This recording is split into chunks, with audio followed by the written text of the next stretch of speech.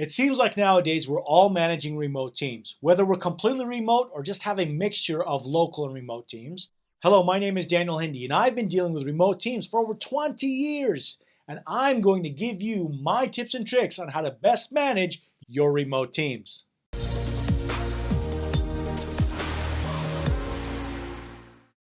For those of you who haven't managed remote teams or have managed remote teams in the past and haven't seen great success, let me talk about the concerns that you may have. You're worried about their performance and focus. Are they actually working? Are they working from home? Do they have family members that may distract them? Transparency. What are they working on and how long is it taking them to finish a task? Availability. When I call, are they going to pick up? If they don't pick up, are they out exploring nature or is nature calling? Misaligned goals and priorities. Are my team members focusing on what I need them to focus on? Are they really working effectively? Well, the truth of the matter is these are all valid concerns, and these should be concerns whether they're remote or not. And the truth is, if they're only becoming concerns if your team is remote, that means you have a flaw in your process. This vulnerability in your process is self-corrected by the environment.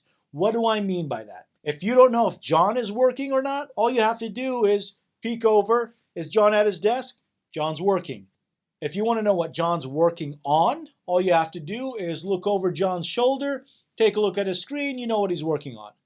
But come on, we know just because you're at your desk, just because there's code or a spreadsheet or whatever on your screen, doesn't mean you're actually working, or at a bare minimum, you're not working efficiently. I know these problems. I live these problems. I have solved these problems. For 20 years, I've been fine-tuning what I do to make sure that I can manage remote teams all across the globe in different time zones in different countries. I've read many books on this topic, watched many videos on this topic, and I've experimented to know what works and what doesn't. I get asked all the time, how do you manage a remote team that's thousands of miles away and make sure that they're productive consistently? Now, if you know me or have watched any of my videos, you know I prefer a mixture.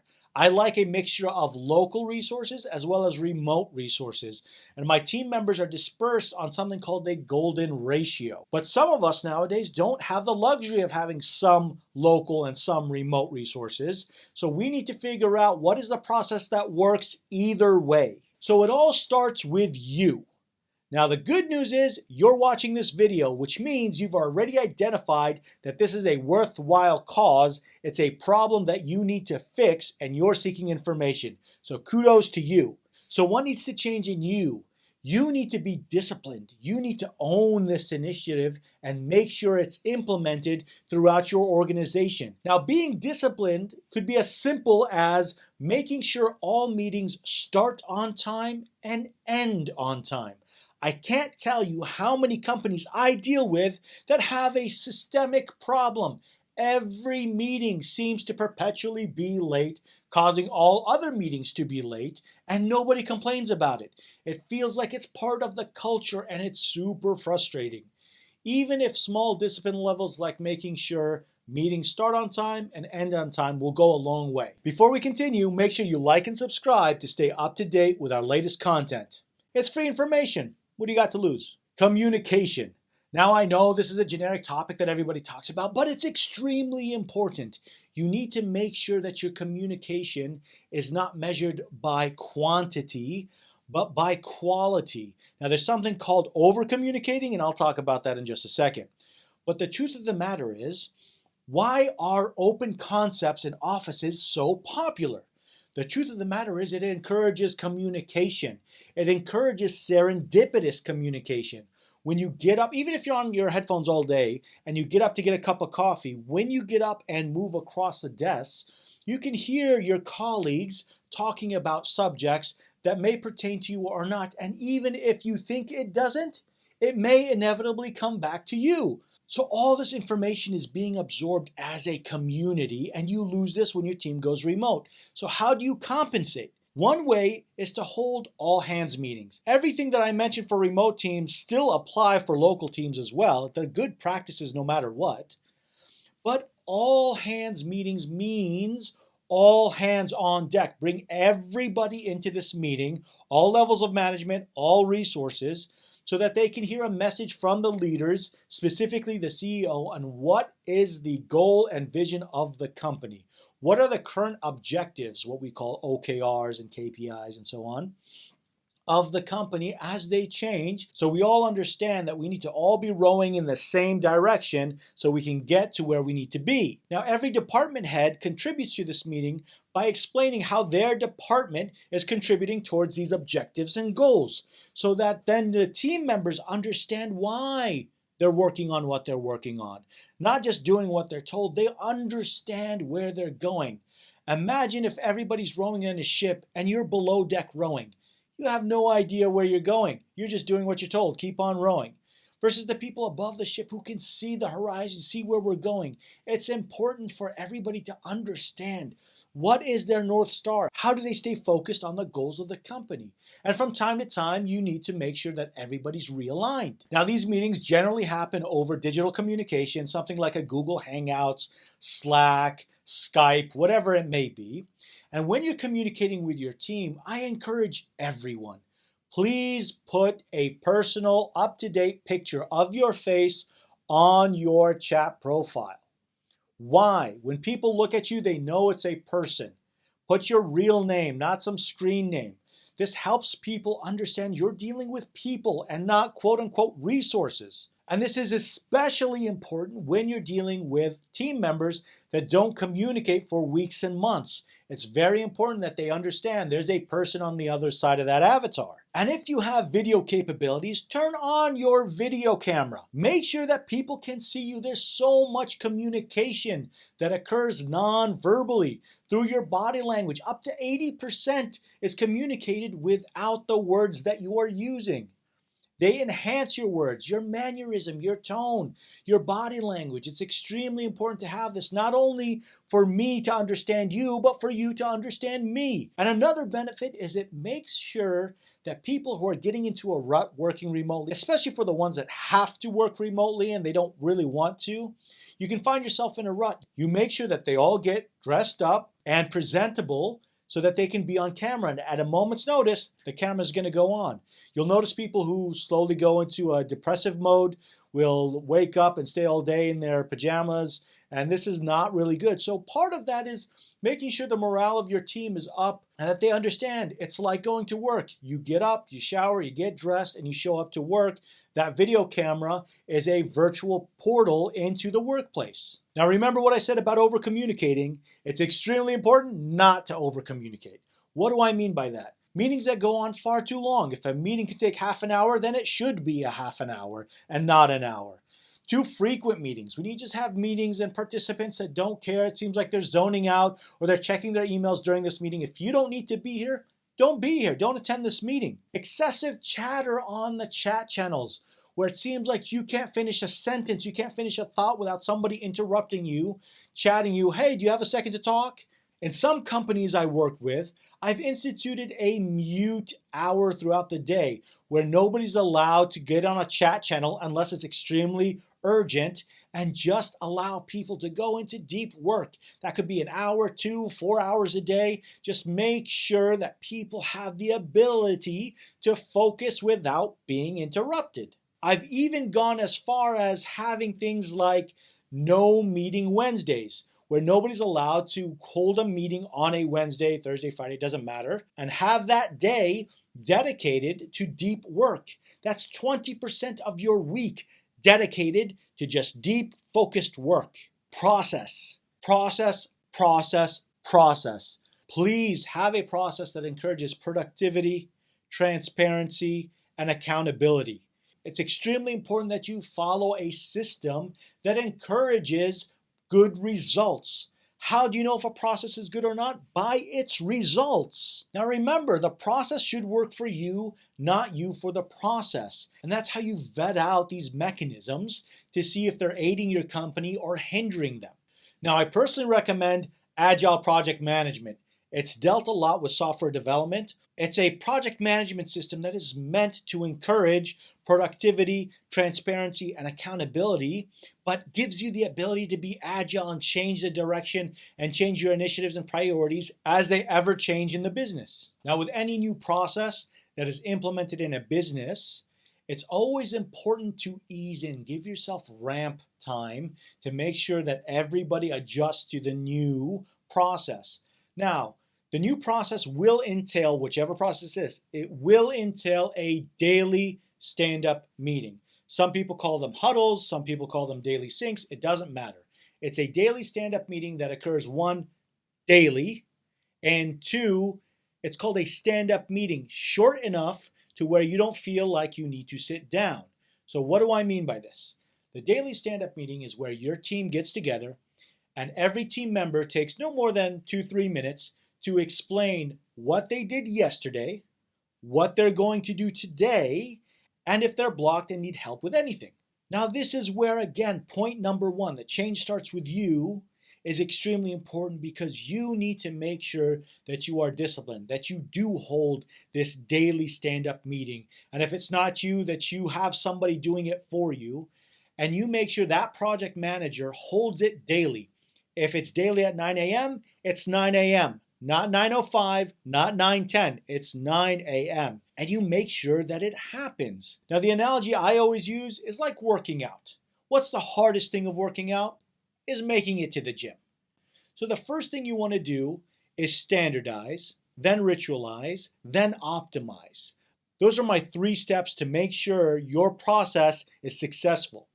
Now, going back to my analogy of working out, the first thing is getting up every morning and going to the gym. That's the hardest part, right? So every morning, you and your buddy go to the gym. You go to the gym every morning, you're standardizing. They know every morning, 6 a.m., you're going to the gym. Every morning, 6 a.m., you go to the gym. Now, you know it's been ritualized when your buddy doesn't show up and you're still getting up, getting dressed, going to the gym, even driving to the gym. Your brain's on autopilot thinking of something else because this has now become muscle memory and you're going straight to the gym. It's ritualized. So on the daily stand-up meetings, you're having them daily. And if you're on vacation, if you got sick, somebody's holding that meeting for you to make sure it happens. The team still meets on that meeting and amongst themselves report what they did and what they're going to do. Now, step number 3 is to optimize. Once you go to the gym on a daily basis, once you go there without excuse, you're there ritualistically at the gym, you're already seeing results and you're probably seeing great results, but you'll get even better results if then you start optimizing. However, if day 1 I put too much on you, the whole system is going to break down. You'll stop coming to the gym. Same thing with the process. If I try to fix everything all at once, it'll fall apart. Make sure your team has autonomy and accountability. Now, when you give your team autonomy, it means every member has the ownership of a particular task and is capable of completing that task by themselves. Now, if you're constantly looking over their shoulder and micromanaging them, you know this is a problem because they become disconnected and give you excuses like, I just did what you told me to. You know, if you hear that excuse, that you're micromanaging them. They're disconnected and they don't care anymore. So with your remote team, you want to make sure that they're autonomous. They have the ability to fulfill on the tasks that were given to them completely and own them and take responsibility and pride in their work. Accountability. When you give them clear and measurable SMART objectives, where it's extremely clear on what is requested, what does success look like, and when is it expected. So not only is it measurable and clear and concise, it also has a timeline on it on when that task is due. At the end of that task, it's up to you to make sure they're held accountable. Whether this is a developer outputting out a new feature, you have a timeline on it and you make sure that it's due on a particular date and you hold them accountable to it. If you have your product team coming up with a brand new feature that will increase sales, you make sure that once that feature is out, that you gather analytics on that feature to make sure if it increased sales or not. Everybody needs to be held accountable for the work and decisions that are made. Not in fear of repercussion. It's more for you to understand what worked well, let's do more of that. What didn't work so well, let's do less of that. Adjust so we all get better and optimize the business as a fully functional single unit system. And when you do that, I personally tell my team that we win together and lose together. so that when team members find somebody who is the weakest link that month, that they go and help them because we win together and lose together. And guess what? This month, you may be the weakest link. Next month, it may be me, and I need your help. So when they have a collaborative effort, when they understand, yes, I have the autonomy to do my part and you have the autonomy to do your part, when we succeed together, and when we lose together and adjust and make ourselves all better. Coaching and nurturing. This is extremely important to any team, but more often than not, when you have a remote team, you may forget. God knows I'm guilty of this as well. Every employee that I have has a very clear definition of what their responsibilities are. You may ask yourself, isn't it clear when you're a developer what your responsibilities are, when you're a product manager, a designer? Grab one of your employees that isn't doing that well and ask them what is the definition of their job, what are their responsibilities, and see if it matches yours. It probably doesn't. So I have a meeting with them and I explain, here's the definition of your job and here's what I expect out of you. Here are the 5 clear and measurable metrics that will allow you to succeed and become an A player on my team. I write them down, I explain them, and on a frequent basis, make sure that I score every one of these so that they have feedback. You'll be surprised how many employees get surprised when they're let go because they weren't given enough feedback to let them know you think you're doing a good job, you're not. I put 5 points that are clearly measurable, all of them objective, none subjective, and this could be quite difficult. And then I sit down with the employee and explain it to them and have them agree that this is what success looks like. And on a periodic basis, you want to grab those 5 points. You may have 3, you have more or less, but grab those points that are, again, measurable, that they're objective and not subjective, and so that you can periodically score those 5 points so that they understand what they're doing well and what they can improve on. Again, with your remote team, it's extremely important that they have these definitions and that you constantly hold them accountable so that they could be an A player on your team. Make sure you challenge your team to be the best that they can be. Give them challenges that are difficult but attainable. If you've never read up on the state of flow, I highly recommend understanding what that means so you can constantly push your employees to be the best version they can be.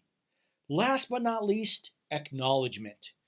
It goes a long way when you say thank you to one of your employees, when you recognize good work.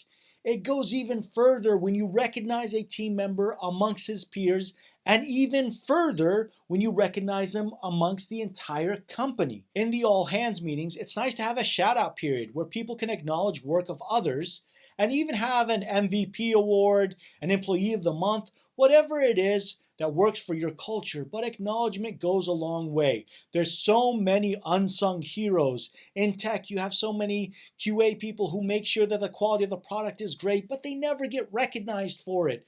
There's so many unsung heroes in your team that you make sure that they understand, we understand how valuable you are, and if the rest of the company doesn't, I'm going to make sure that they do understand by acknowledging you and your work in front of others and giving you a thank you and a kudos on the good work that you've done.